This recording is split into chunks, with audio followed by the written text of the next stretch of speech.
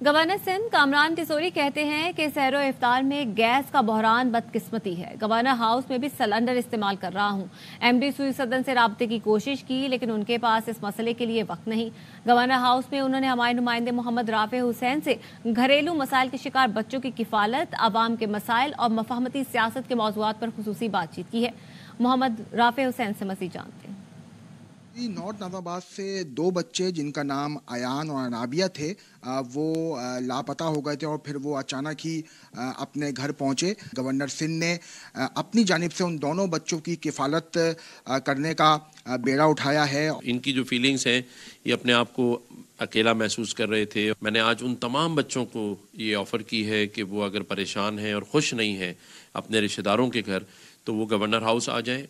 میں ان کی کفالت کی ذمہ داری لیتا ہوں اور ان کی مرضی کے مطابق ان کی تعلیم اور تربیت ہوگی۔ آج بھی لوگ سحری افطاری میں گیس کی وجہ سے بڑا پریشان ہیں۔ میں خود گورنر ہاؤس میں بھی سلنڈر استعمال کر رہا ہوں اور میرے اپنے گھر پر بھی سلنڈر آ رہا ہے۔ یہ بدقسمتی ہے۔ میں نے ایم ڈی سوئی صدرن کو 1 دفعہ نہیں 100 دفعہ ٹیلی فون کیا ہے۔ ان کو خدا کا واسطہ بھی دیا، ان سے کہا کہ آئیں مل کر بیٹھیں، کوئی راستہ نکالتے ہیں، لیکن وہ شاید بہت مصروف ہیں۔ میں ان کو پچھلے 2 دن سے کال بھی کر رہا ہوں، ان کی کوئی کال بیک مجھے نہیں آئی ہے۔ صدر زرداری صاحب بن گئے ہیں، آپ کے پرانے تعلقات بھی ہیں۔ صدر زرداری صاحب کی ایک اچھی بات یہ ہے کہ ان کو مفاہمت کے لیے مانا جاتا ہے۔ ان کی اس مفاہمتی پالیسی سے پورا پاکستان فائدہ اٹھائے گا اور شہباز شریف صاحب کے وزیر اعظم بننے کے بعد اور صدر زرداری کے صدر بننے کے بعد میں سمجھتا ہوں کہ دونوں لیڈران جو ہیں وہ مل بیٹھ کر بیٹھیں اور عوام کا سوچیں۔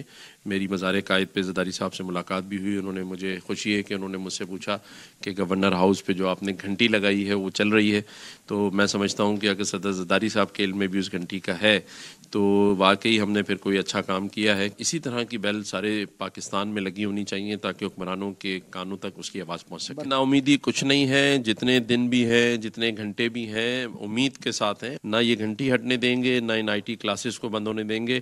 سیٹیں آنی جانی ہوتی ہیں لیکن ان کاموں کو جاری و ساری رکھیں گے۔ انہوں نے یہ کہا ہے کہ انہیں عہدے کی کوئی پرواہ نہیں ہے، لیکن جو انہوں نے انیشیٹو شروع کیے ہیں، چاہے وہ IT کلاسز ہوں، طاقتور پروگرام کے تحت راشن کی تقسیم ہو یا پھر لوگوں کی فلاحی کام ہو، وہ ان کے ہونے یا نہ ہونے کے بعد بھی اسی طرح چلتے رہیں گے اور وہ اس کو خود اس کی نگرانی کرتے رہیں گے۔ جی